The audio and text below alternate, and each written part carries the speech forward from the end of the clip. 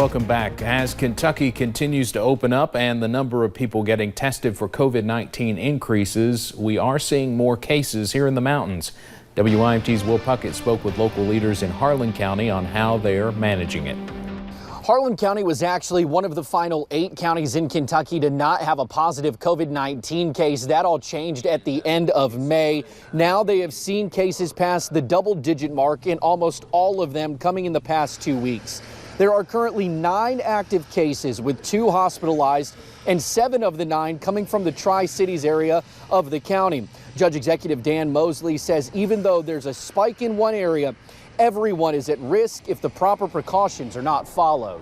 We all have to do what we have to do to keep this from spreading individually, not professionally, individually as a human in this time with an area that we live in having so much COPD and black lung. We need to think about the people that live around us, do what we need to do to protect them. Now, Mosley says that while the state has dropped the mandate of only 1 shopper per household in stores, Harlan County does still have that mandate in effect. He asks everyone in the county to take the proper precautions to limit the spread of COVID-19. In Harlan County, Will Puckett, WYMT Mountain News. Mosley added that although the hospital is well equipped, it does not have the capacity to deal with an influx of hospitalizations. United Kingdom researchers say they discovered the first drug to dramatically help COVID-19 patients. Researchers believe that dexamethasone can stop the immune system from overreacting to the coronavirus in some patients with severe symptoms.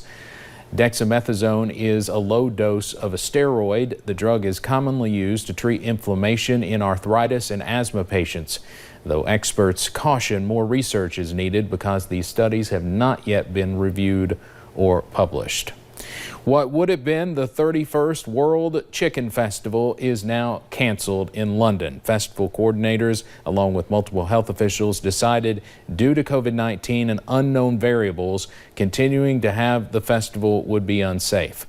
Organizers also had to consider whether rides would be allowed as well as entertainment, which is a cost they could not get back once paid.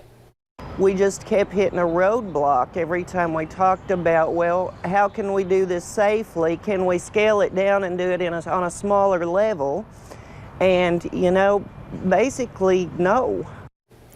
The committee is considering holding events on a smaller scale. WYMT's Lacey Roberts will have more on this decision coming up at 5:30.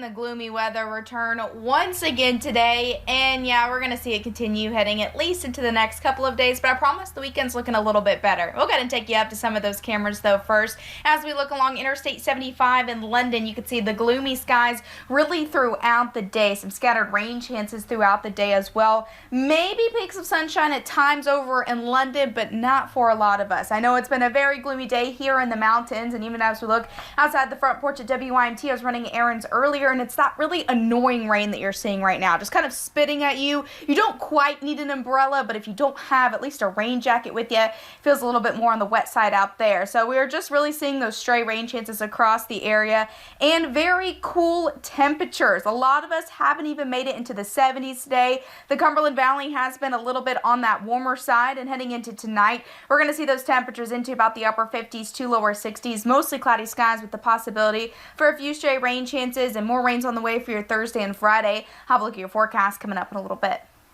right, thank you, Paige. We now know the wife of a Kentucky congressman died from natural causes, a heart condition.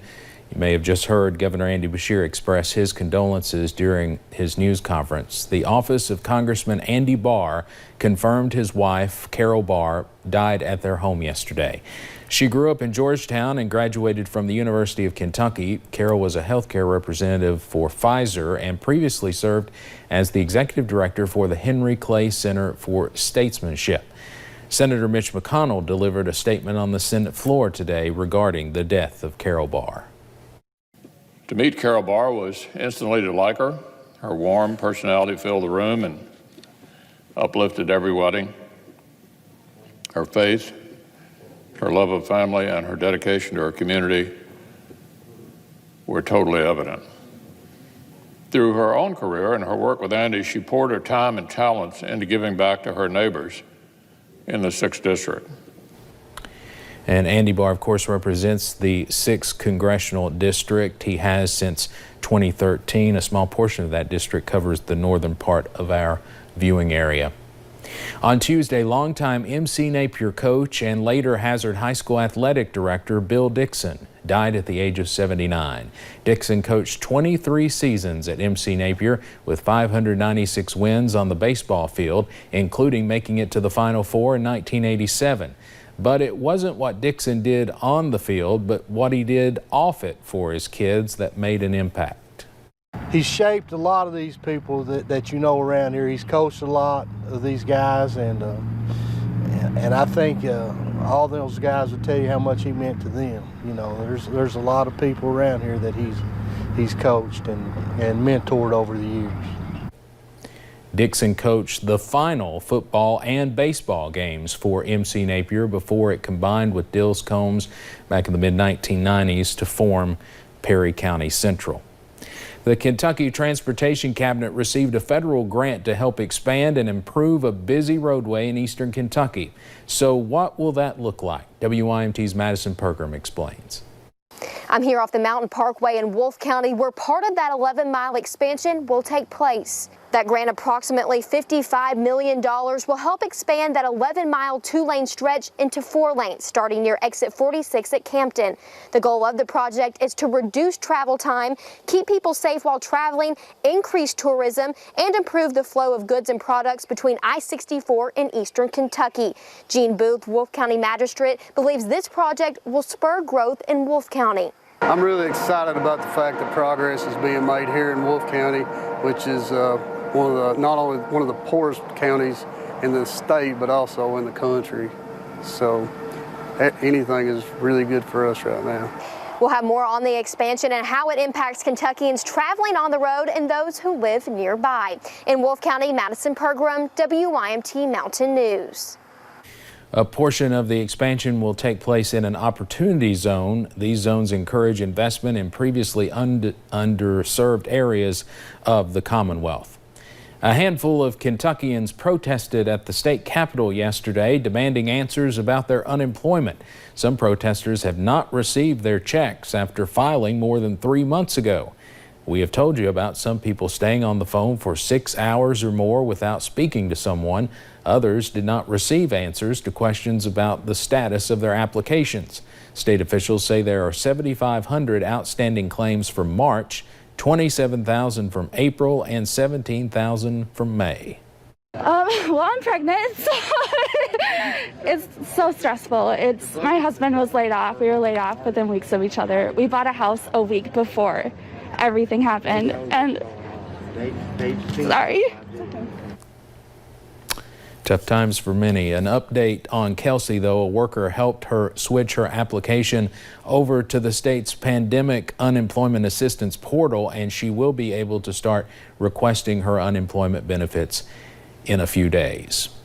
President Trump signed an executive order about police reform Tuesday, but it is not legally binding. Enforceable changes are going to have to come from Congress, and now Senate Republicans have unveiled their bill aimed at doing just that. Both the House and Senate versions of police reform legislation are likely to pass in their own chambers. If that happens, the two will create what's called a conference committee, where the two different bills are negotiated to become one bill for a vote in each chamber. We believe that our policy positions are one that brings the communities of color into a position of stronger understanding and confidence in the institutions of authority. Now in the House, lawmakers are putting the final touches on a Democratic police reform package with a vote expected next week. The U.S. Supreme Court could decide as early as tomorrow the future of the Deferred Action for Childhood Arrivals policy, also known as DACA. DACA protects more than 600,000 undocumented immigrants brought to the U.S. as children from deportation. More than 90% of DACA recipients are students or workers. This is important because some of those workers are healthcare professionals on the front lines of the COVID-19 pandemic. 20 years of my education, including my medical degree, would just become useless overnight. A recent CBS News poll shows Americans in both parties overwhelmingly support DACA. The question now is, what will the Supreme Court decide? Straight ahead here on Mountain News at 4:30, an Eastern Kentucky tattoo artist is giving people a second chance by covering up racist tattoos for free. And the gloomy skies continue, but for how long? We'll have that answered coming up.